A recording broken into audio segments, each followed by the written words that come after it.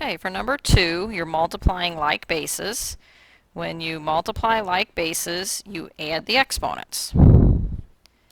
So you would keep the base, which is the 5, and add the 3 plus the 3, and you would get 5 to the 6th power. Since that's not so easy to do without a calculator, I would just leave it as 5 to 6th power. If you have a calculator, you could go ahead and type it in and get the final answer. Number 4, I have a bunch of x's multiplied together, which means I can keep the base and I can add the exponents. So I can do 2 plus a negative 3 plus a negative 4, or plus positive 4, sorry. And then I can do 2 plus 4 and get 6, then 6 minus 3 and get 3. So I would get x to the 3rd power.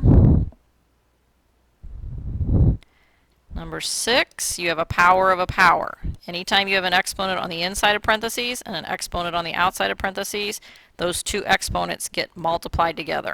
So x to the 2 times 5 is actually x to the 10th power.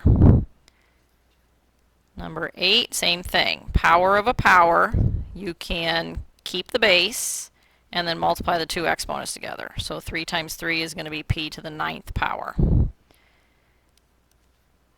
Number 10, you have a power of a power, so a to the negative 3 raised to the 4th, I can do negative 3 times 4, and then that's going to be multiplied by a to the 7th raised to the 2nd, so I can do 7 times 2.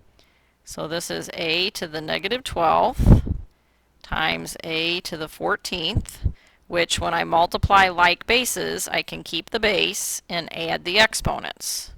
So when I add the exponents, I'm going to get a to the 2nd power.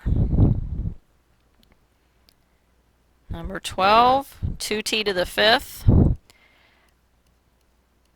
I like to think of it as there's a 1 on the 2 and a 1 on the t. So the 5 on the outside is going to get multiplied by the 1s. So it's 2 to the 1 times 5 and t to the 1 times 5. So that's going to give me 2 to the 5th times t to the 5th. 2 times 2 is 4, 4 times 2 is 8, 8 times 2 is 16, 16 times 2 is 32. So that's 32 t to the 5th. Number 14, r squared, and I would put a 1 on the s so that I have exponents all on the inside, and then when you have an exponent on the inside, exponent on the outside, you multiply the exponents. So r to the 2 times 7 and s to the 1 times 7 is going to give me r to the 14th times s to the 7th.